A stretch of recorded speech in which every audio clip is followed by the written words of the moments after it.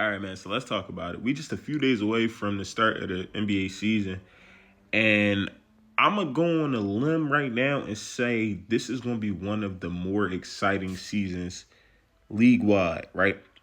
And here's why I'm gonna say that because we all know we got the top teams, right? The teams we excited to see: the Rockets, OKC,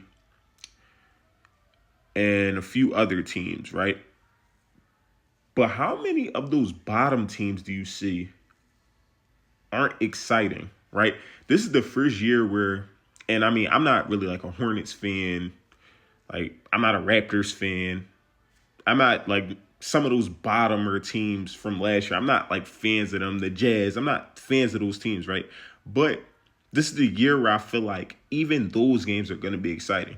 I think we getting more to a space where you can't really count too many teams out. Now, I'm not saying a team like the Jazz are going to go in and beat the Rockets, but if they have a good night, Ace Bailey get hot, Isaiah Collier is playing good, Bryce Sensabaugh is hooping, we can see some upsets, man. Like I think it's going to be like that. And then the talent in the league is just at a all time high, right? To the point where it's guys who can't even get on the roster, like a Cam Reddish, like an Isaiah Thomas, like those guys who can still hoop, who can still be highlight machines, still produce. They can't even get on rosters, right?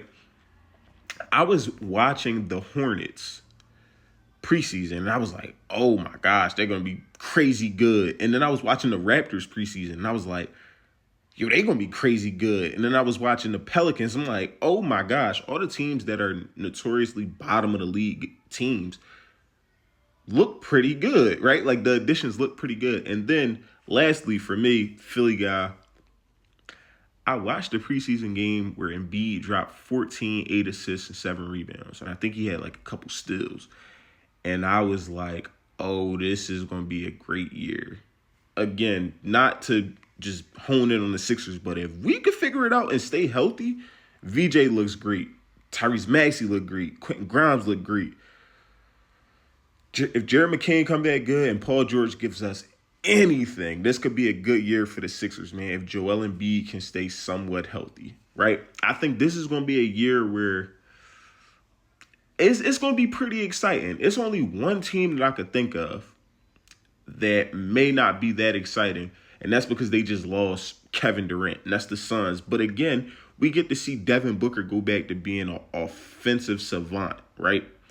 Teams you can't count out this year, the Clippers, the Hawks, the Lakers, like we might see a dominant Giannis look like the most dominant player because there's nobody on his team. This is going to be a great year. Mark my words. What do y'all think?